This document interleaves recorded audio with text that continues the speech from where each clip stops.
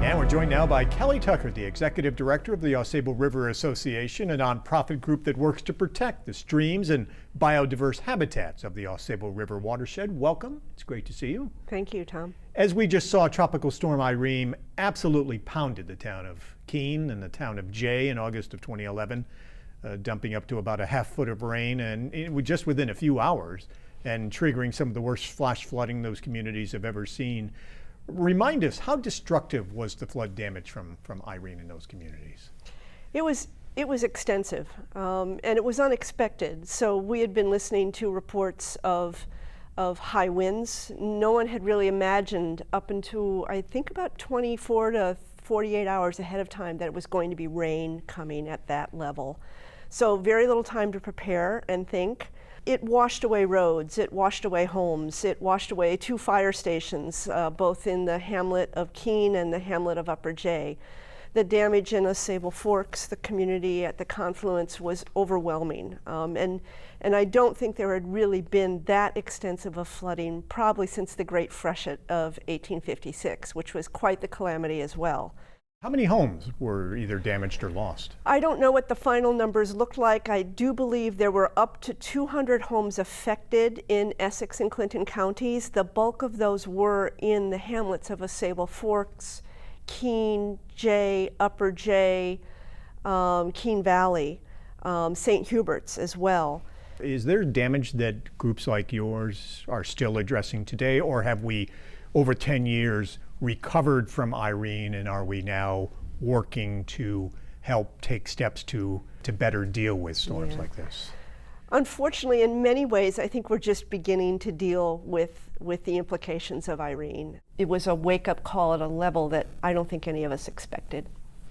And in the years since Irene, much of the work on the river has been more looking ahead and preventative type work now to lessen the threat of flooding? There was a real rush in the few months after to repair damage, rebuild roads, open these communities back up, which were completely blocked.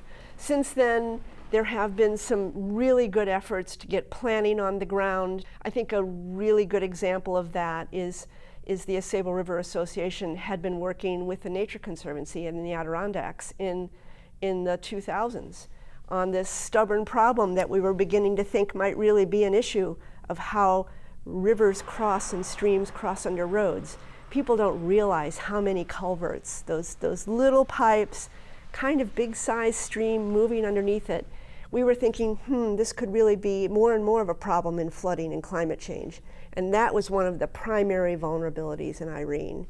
And there's been a lot of movement by the state government, federal recognition of the need for thinking about this old, quick and dirty infrastructure and how we might need to be rethinking this. And a lot of that has happened in Jay and Keene. Some of those new culverts have been built with new specs, wider, more respectful of the system.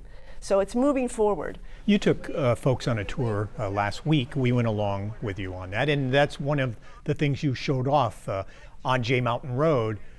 New, better designed, bigger culverts that are better able to handle flash flooding. A couple of the streams we've done what we call climate-ready culverts on are really tiny little streams. If you're standing there on a dry August day, and you'll see this very wide culvert, 16, 18, 20 feet, where there was something that was just 30 to 40 inches wide. And you'll, why is that like that? But when you see that big rush of water coming off a very steep slope, you begin to understand. The beauty of those are they're expensive. They cost a lot of money up front compared to the 3-hour job of replacing a plastic culvert with a plastic culvert and repaving. But the beauty of them is they're great for the stream. They restore the natural function of the stream. They're great for fish and aquatic organisms. They love it. Connectivity, biodiversity, yay, good things. But where the rubber hits the road is it's really great for the communities. The Department of Public Works, the Highway Department, they don't worry about that culvert in a storm. The people that live next to it, it's not a detriment to them at all. They know that their road will stay open. We're excited to see things like that moving forward. They're more subtle projects, the projects of rebuilding streams themselves, their vulnerabilities that are very old or have just been exacerbated by road maintenance. That's the harder harder topic to continue to pursue, but we're gaining a lot of traction for that because people are seeing the connections. And you have a number of those projects on the drawing board or already in the works? Both. We work at about the rate of one a year because we're limited by money and we're a relatively small staff. We're always working with the United States Fish and Wildlife Service on these, but still it's a small group of people with a small pot of money. But thanks to funds from the Governor's Office of Storm Recovery, which was a great help to these communities afterwards, we were able to develop a comprehensive plan for one 13-mile stretch, the town of Jay of the East Branch of Ausable River. And we'd like to do similar plans for the rest of the East Branch and the West Branch. We have 13 projects planned in just that half of the East Branch in the town of Jay. One is going to be underway in the next day or two. That'll be the first one. We've got a funding application in for the second one for next year. We're planning the third one. We're trying to get as many of them ready for what we're hoping is going to be an efflorescence of funding coming from the State Bond Act that we hope to see come out in 2022, as well as the infrastructure bill. You showed us on the tour last week things called towwoods, where Right. you lessen the width of the Right. river. Basically, it's an inner bank.